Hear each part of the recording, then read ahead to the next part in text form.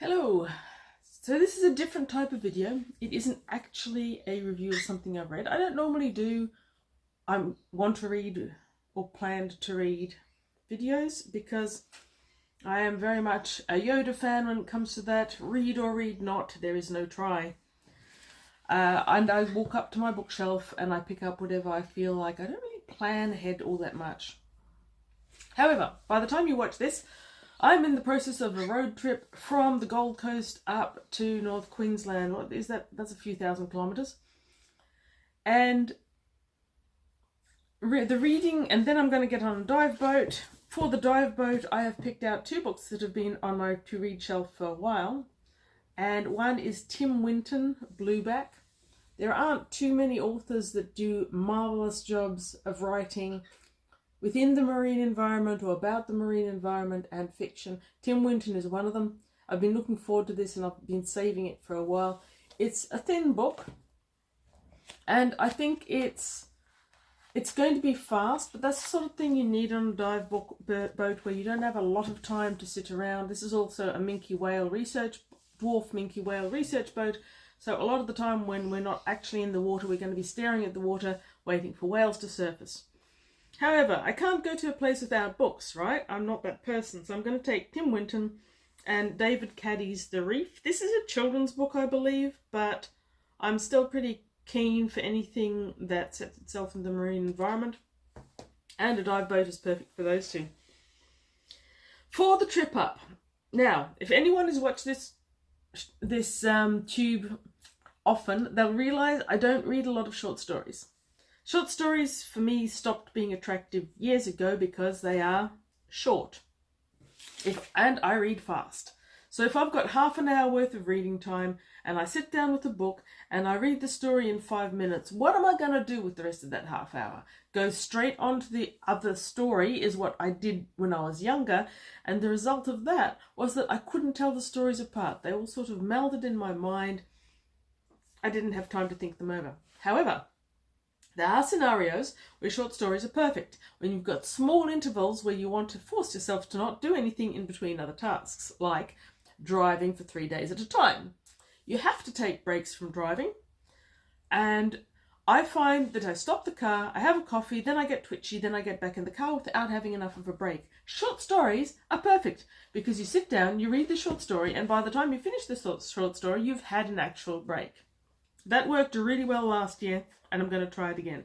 I've got I'm going to take several of my short story collections with me and hope to get through a few of them. One of them is Neil Asher, The Gabble and Other Stories. I picked this up a while ago. I really like Neil Asher. I don't have much of his work, and it's in pretty good nick. It should survive the journey. It should survive living in the bag and in the car for a while. Keen for that one. Some of the stories in there are quite short, so they're good for brief breaks on the road. I've also got The Future Eye. This is an older collection of older stories, and it's edited by Isaac Asimov, Martin Harry Greenberg, and Joseph D. Olander. It's got that fascinating picture on it in which he seems to be wearing swim shorts over yellow tights. A very, very old school Superman. He's even got the cape. I recognise the fact that science fiction, especially the American science fiction side of it, originated in short stories. It originated in all those amazing galaxies, fantasy and science fiction type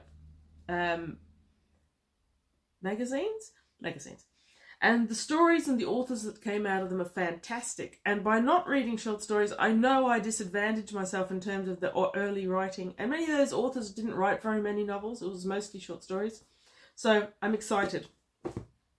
I've also got The Wind's 12 Quarters by Ursula Le Guin in this beautiful old copy with that marvellous artwork. Love the griffin and the cat and the smoke and all. I have read a couple of Le Guin's books this year and really enjoyed them. I haven't reread the Earthsea trilogy, but I am hoping that some of these are touted as 17 of her favourite stories. So I'm really keen for this one as well. I've got Frederick Paul's Golden Start Bows, and I'm not sure if I'm going to take this one. It's in pretty good condition, but it's old. You can feel the fragility of the pages. There's some browning happening in them, and I'm very fond of Frederick Paul, and I'd like to preserve this rather nice little panther and not wreck it, which is something that might well happen if I take it out. Brian Aldiss, another author I love and age, but this marvelous artwork. Dinosaur hatching from egg, eye in the sky, love it. This one isn't in as good condition. It's gonna suffer, but it has already suffered. Very faded cover, lots of wrinkles, lots more browning. So I might take this one. And this is the second time I've owned A Sea of Space. My original copy was in much better condition than this one is. This one's got a sticker on it and it's wrinkled. If it survives the journey and all, I might bring it back and give it a clean up, try to get rid of the scribbles off it. But I love the artwork. The artwork seems to me to be a science fiction-y nod to the Klimt artwork, and I like that. It's got some authors in there like Bradbury and Sheckley, and that I'm quite keen for, so I'm going to take this one as well. So Frederick Paul, I've decided isn't coming with me to preserve it a bit better. And the other one that I was keen to is Isaac Asimov's Robot Visions. This is one of the few hardcovers. I generally prefer paperbacks. This hardcover is going to be heavy to carry around, so I might just not do this one. It's a shame. I think Isaac Asimov's genius is in short stories, and I think he did them better than he did novels. So I'm keen to read more of his short stories again sometime when I have short story reading motif. So anyway, this is my little pile that I'm going to be taking away for 2 or 3 weeks.